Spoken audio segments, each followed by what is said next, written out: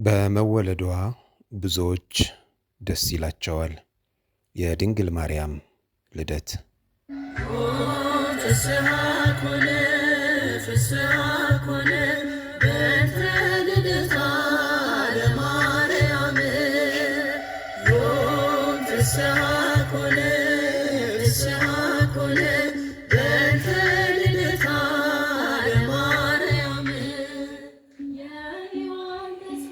የነቢያት ትንቢት የተፈጸመባት የብሉይ ኪዳን ማብቂያ የአዲስ ኪዳን መጀመሪያ እመቤታችን ቅድስት ድንግል ማርያም ከአባቷ ከቅዱስ ኢያቄም ከእናቷ ከቅድስት ሐና ተወለደች።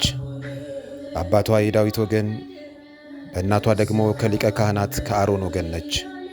እናትና አባቷ በሕገ እግዚአብሔር የጸኑ ፍጹም አካሄዳቸውን ከእግዚአብሔር ጋር ያደረጉ በቅዱስ ጋብቻ ተወስነው እግዚአብሔርን እያመለኩና እያመሰገኑ የሚኖሩ ቅዱሳን ደጋግ ሰዎች ነበሩ። ነገር ግን ልጅ ስላልነበራቸው ያዝኑና ይተክዙ ነበር።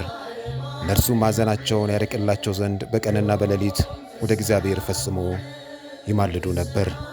የተመሰገነች ቅድስት ሐናም ከእርሷ የሚወለደው በዘመኑ ሁሉ ለቤተ መቅደስ አገልጋይ ታደርግ ዘንድ ለእግዚአብሔር ስዕለትን ተሳለች።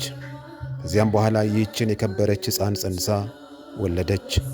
ስሟንም ማርያም ብላ ሰየመቻት። ኢያቄምና ሐና ዳግሚት ሰማይ ተብላ የተጠራችውን ድንግልን ወለዱ። ከሊባኖስ ተራሮች ርግብ ጻዕዳ ተወለደች። በሔዋን ምክንያት የተዘጋው የሕይወት መንገድ ይከፈትልን ዘንድ የሕይወት እናት ተወለደች። የዓለም ብርሃን ጌታችን ኢየሱስ ክርስቶስ ይወለድ ዘንድ እመብርሃን ተወለደች። እውነተኛው ፀሐይ ኢየሱስ ክርስቶስ ከእርሷ ይወለድ ዘንድ የፀሐይ እናት ቅድስት ድንግል ማርያም ተወለደች። ስለ መጥምቁ ዮሐንስ ልደት በመልአኩ በቅዱስ ገብርኤል አንደበት በመወለዱ ብዙዎች ደስ ይላቸዋል ተብሎ ተነግሯል።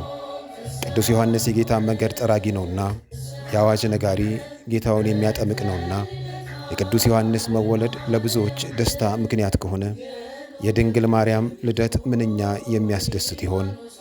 ከዚህ በመነሳት ከጌታችን የልደት ቀን ቀጥሎ የምንደሰትበት ትልቁ ቀን የእርሷ የልደት ቀን ነው። የቀርጤሱ ቅዱስ እንድርያስ ስለከበረ ልደቷ እንዲህ ብሎ እንደነገረን ይህ ባህል በብሉይና በአዲስ ኪዳን መካከለኛ መገኛ ነው። አሮጌው በአዲስ ቃል ኪዳን ተተካ። ፍጥረት ሁሉ በደስታ ይዘምራል። የዚህ ቀንም ደስታ ይካፈላል። ይህ መቅደሱን የሠራበት ዕለት ነው። ይህ ዕለት ትልቅ ሕንፃ የታነጸበት፣ ፍጡር የፈጣሪ ማደሪያ ለመሆን የተዘጋጀበት ዕለት ነው እንዳለን እመቤታችን ቅድስት ድንግል ማርያም ለፀሐዩ መምጣት የተዘረጋች ሰማይ፣ በቅድመ አያቶቿ ሕልም እንደታየችው በሌሊት የምታበራ ጨረቃ የብሉይ ኪዳን ማብቂያ የአዲስ ኪዳን መጀመሪያ ናትና ልደቷ ለሰው ልጆች ደስታ ነው። ከዚህ በመነሳት ልደትሽ ልደታችን ነው እንላለን። ነቢያት በብዙ ኅብረ አምሳል የተናገሩላት ከእሰይ ስር በትር ትወጣለች፣ አበባዋም ከግንዱ ይወጣል፣ ሙሽራዬ ሆይ ከሊባኖስ ነይ ብለው የተናገሩላት ቅድስት ድንግል ማርያም ልደቷ የትንቢታችን ፍጻሜ ነውና የትንቢታቸው ፍጻሜ ነውና ታላቅ ደስታቸው ነው። በዓለም ላይ የብዙ ታዋቂ ሰዎች ልደት ከሞቱ በኋላ ጭምር በታላቅ ድምቀት ይከበራል። ታዋቂ ያልሆኑ ሰዎችም ልደት እንዲሁ መታሰብ ከቻለ ታዲያ የአምላክ እናት የተወለደችበት ቀን ምንኛ ሊከበር ይገባ ይሆን? እንዴትስ አይከበር? እንዴትስ አይታሰብ? በቤተ ክርስቲያን ታሪክ መሠረት ሐናና ኢያቄም ከአይሁድ ለማምለጥ ተሰደው በአድባረ ሊባኖስ እመቤታችንን ወለዱ።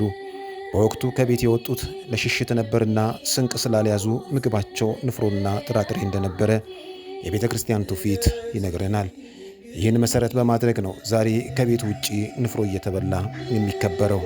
ይሁን እንጂ በበጎ ነገሮች ሰበብ ክፉ ዓላማውን ማስፈጸም የሚፈልገው ዲያብሎስ በማር መሃል መርዝን ከሚጨምርባቸው መንፈሳዊ በዓላት መካከል አንዱ የግንቦት ልደታ የእመቤታችን የልደት መታሰቢያ በዓል ነው።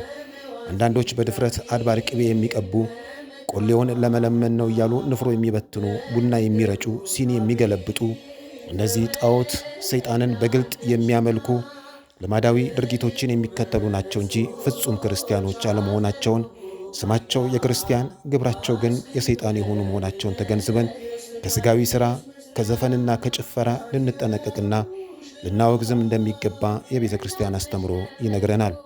ቤተ ክርስቲያን የቅድስት ማርያምን ልደት በታላቅ ድምቀት የምታከብረው ከዚህ ታላቅ በዓል በረከትን፣ ረድኤትን ለማግኘት እንደሆነም አጥብቃ ታስተምራለች።